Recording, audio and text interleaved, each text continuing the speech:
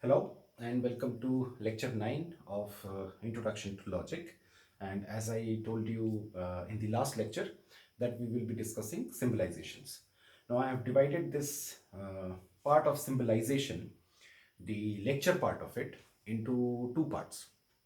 In the first part, we will be discussing roughly three symbolizations, and in the next part, we will be discussing two symbolizations.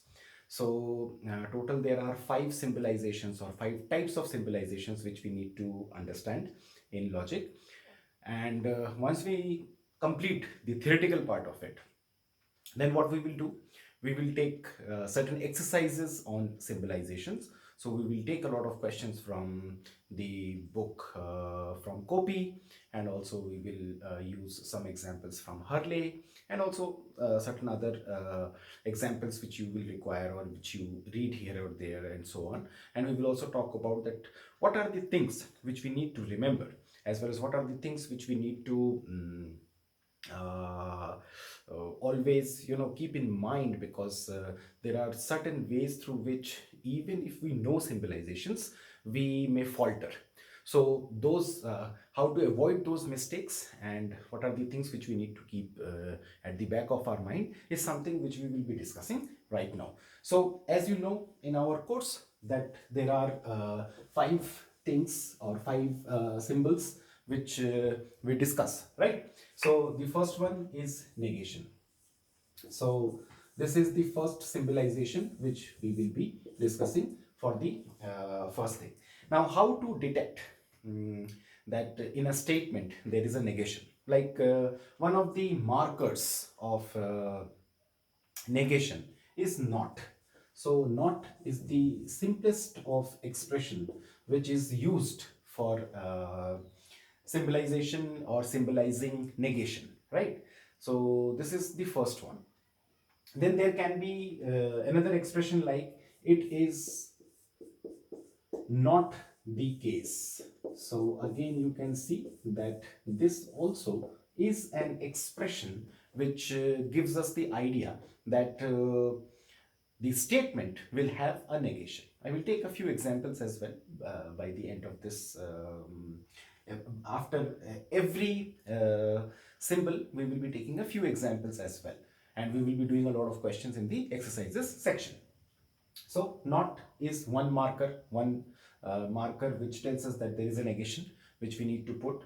Now there is also like it is not the case, or it is not true, that it is not true, it is not the case.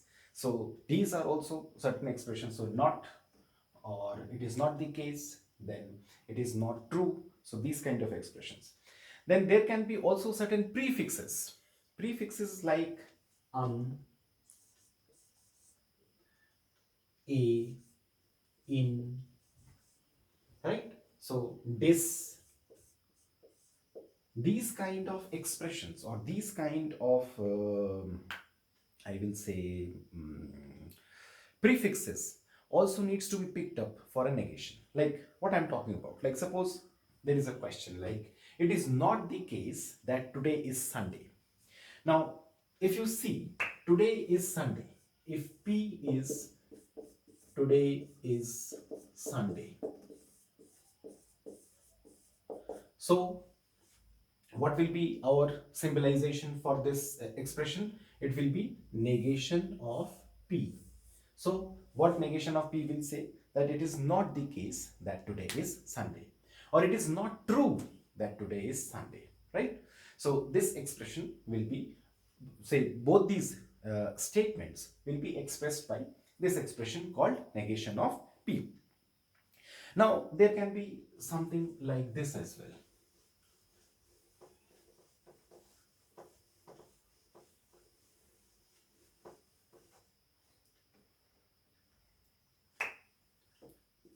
Ram is an uneducated individual. Now, as you can see, that Ram, if Ram is an educated individual, like it is an assertion, then definitely it's a P.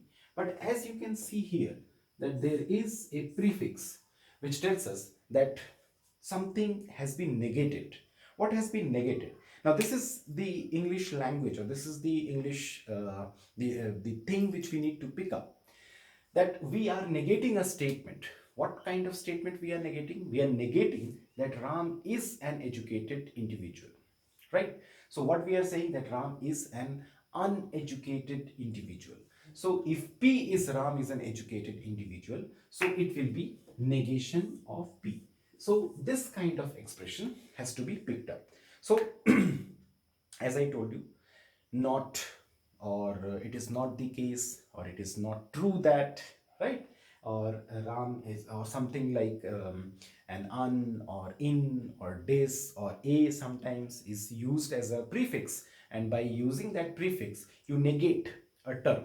So given that understanding, we say that this is a understanding of negation. So these are few things which you need to pick up. Once we will be doing a lot of questions, you will get the idea even better. But right now you need to understand that how to pick up a negation, how to pick up the marker of the negation. So these were certain markers of negation. Now let us come to the second one. The second one in our list is and, right? So we know that this marker is basically for and. So we keep it like this. So and is definitely one of the markers, right? So one of them will be and. What are the other ones? You need to understand that what are the words which we use in English language for conjunctions, like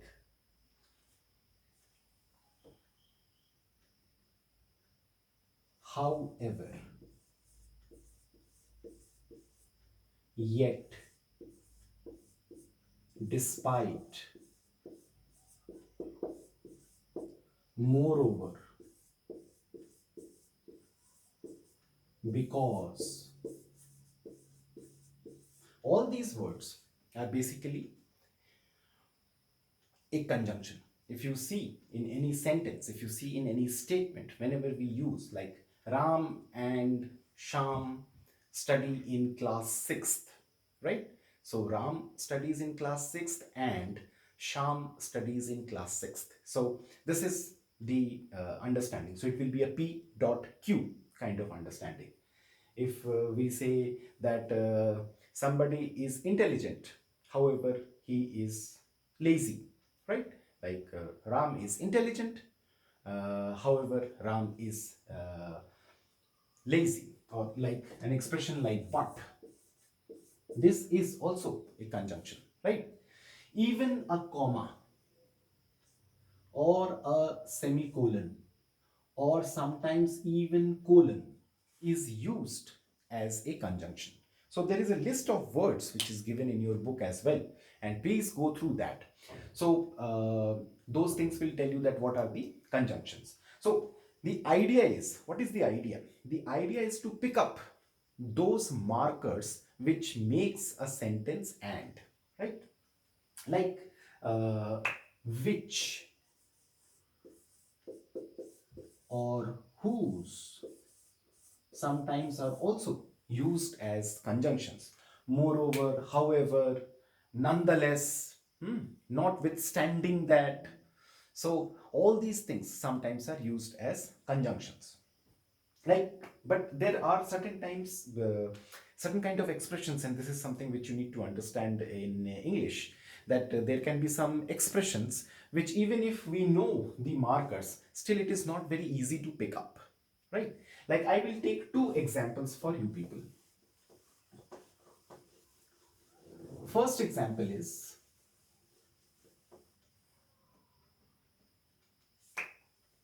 Roger and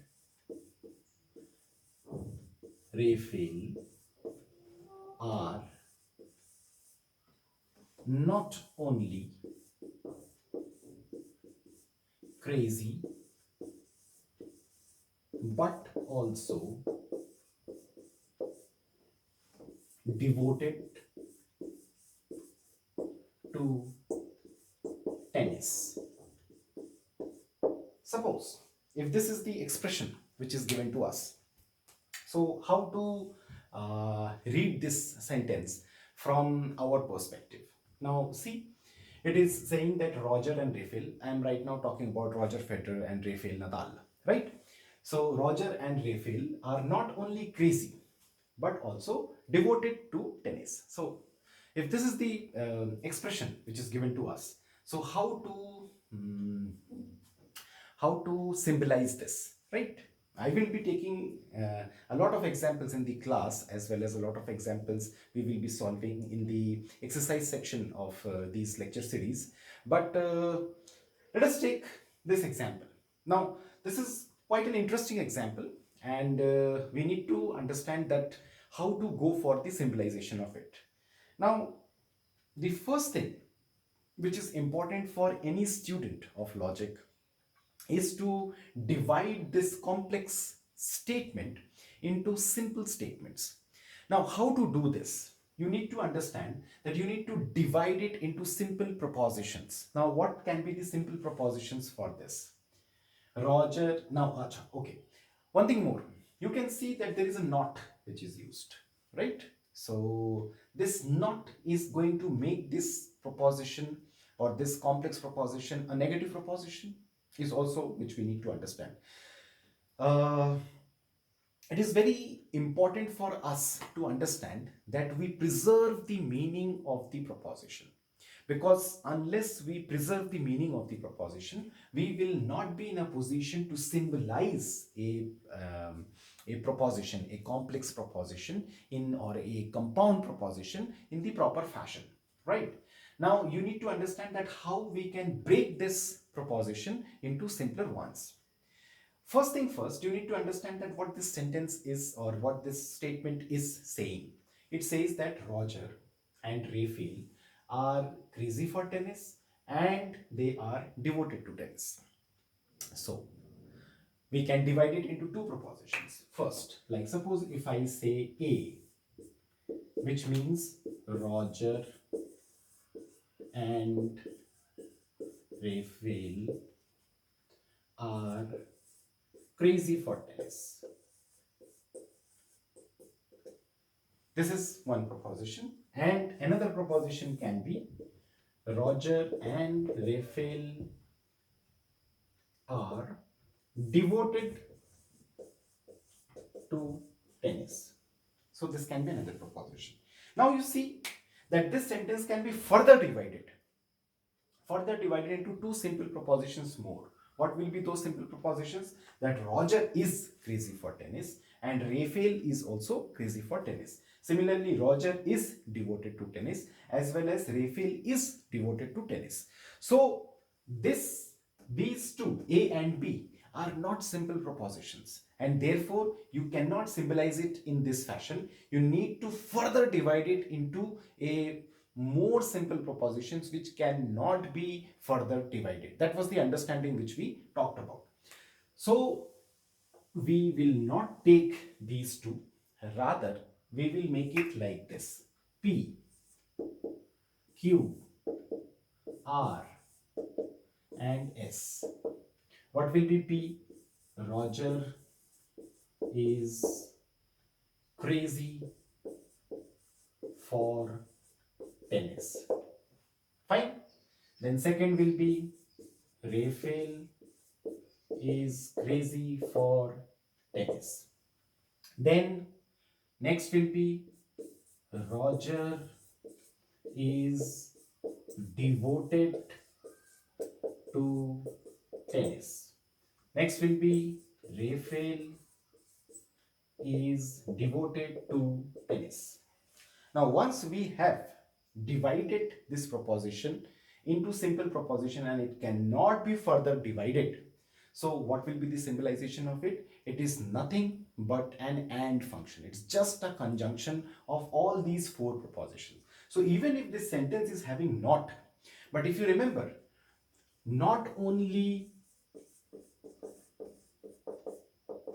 but also is basically a conjunction. If you have read grammar and if you have read the normal English grammar books, so you know that this expression not only but also is nothing but a conjunction. So you need to understand that even if there is a not here, there is a not here, it will not make this proposition a negative proposition. So what will be the symbolization of it? The symbolization will be P dot Q dot R dot S. And it does not matter wherever you put the bracket because the result will be defined. But still, we can put the bracket like this, then like this, and then like this. It will hardly matter if you put the brackets here or there, then also the resultant will be the same because all of them are conjunctions. So that is the case. And this was an important question for us. Let us take another question because this question, the second question will also be an interesting question and an important question for us, that how to symbolize a proposition. The sentence or the proposition is something which we used to play in our schools at some point of the time. The sentence talks or says like this, or it is like this. No sentence can start with because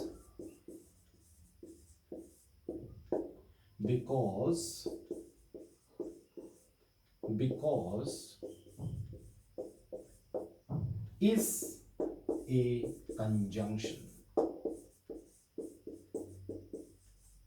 Now suppose this sentence is given to us, and it's a very interesting sentence because this is the only sentence, I guess so, and there can be many sentences like this if you want to make it, if you understand the logical structure of the sentence or this statement. So you can make more sentences that, like when we used to play in our school, so it used to be the case that can you make a sentence with because, and because will occur 3 times in a row and it will still make sense. So this was the answer, uh, that no sentence can start with because is a conjunction, and we have already discussed that because is definitely a conjunction. So how to symbolize this sentence or how to symbolize this statement is another important thing for us. Now, as you can see that this sentence is having, or this statement is having two parts. The first part says no sentence can start with because. The second part says because is a conjunction. Okay? So, and what it is doing, it is conjoining these two sentences with another because. This is the idea, right? So if your P is no sentence can start with because, and Q is because is a conjunction, then it will be just a P dot Q. However, if you see here, there is a no. So a sentence can start with because will be an assertion. No sentence can start with because is basically a denial. So we will put it as a sentence can start with because. And then what will be the answer to this question? It will be negation of P dot Q. So if you put it like this will be the symbolization. What it says, that it is not the case that a sentence can start with because and because is a conjunction. This is the meaning of this proposition. In fact, there is another word, since. This is also used as a conjunction. If you remember, when I was making the list, I made a few things. Since is also a word which is used as a conjunction. So you should also put that in the list of conjunctions, or in the list of markers which makes a conjunction. So this was basically the theory of negation and. We have one more to to discuss in this class, and that will be the OR function. So we know that there is disjunction also in our course, and we have already seen its truth table. Now, disjunction is represented with wedge. It is like OR, right? So or either or. This is another expression for it. So or, either or. There is another word, unless. So these three words are basically the markers for disjunction, because whenever we are representing a proposition and we get or, either or unless, we can just put a disjunction over there. This word unless is sometimes also represented with an if-then function, right? Because many people are very much interested, because unless usually sounds like that it is a disjunction. But to tell you the truth, uh, unless in the most appropriate way will be represented as an or function. If you want to use unless with the help of if then function, that means we will be discussing it in the next lecture, that is the implication. You need to be very aware of the understanding of unless, that unless will also generate a negation. When we will be discussing if then in the next class, you will find that this unless can be used definitely in form of if then. You can definitely use an implication and horseshoe symbol, but then you have to be very clear with this understanding that where you need to put a negation, right? And initially not many students will be very good at picking the negation over there, because like there is a sentence like P unless Q, or there is a sentence like P either or Q, or there is a sentence like P or Q. All of them can be like, if P or Q, suppose if I remove this P or Q, or P either or Q, or P unless Q, all these are symbolized as P wedge Q, right?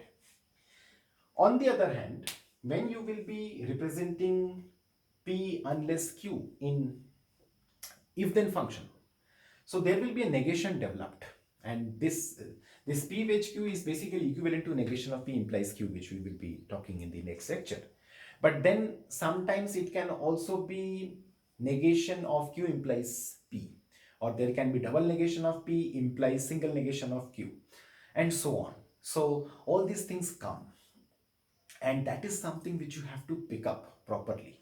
So on the safer side, and this is our request as a faculty member of say Introduction to Logic, that whenever you find an unless, the expression unless is coming, so it is always the best bet to put a simple wedge, a simple or function, and you move forward with that question, because that will always give you the right answer, right?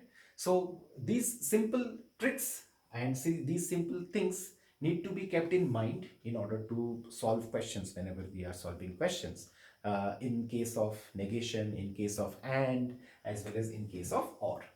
Sometimes in a question there can be a double negation, like it is not the case that Ram is uneducated. So what will be the expression? That it is not the case that Ram is uneducated. So it's a double negation, right? So something like that can also come. As I told you that we will be taking more exercises in the later part of the say lecture series. So right now in the first two lectures, and this is the first lecture of symbolization. In the first two lectures, we are only discussing the theoretical part of it, that what are the markers, how you need to pick up those markers, and how you need to understand them. In the later part of the lecture series, we will be taking a lot of exercises. We will be taking a lot of questions from different books, and that will make your understanding even more clearer.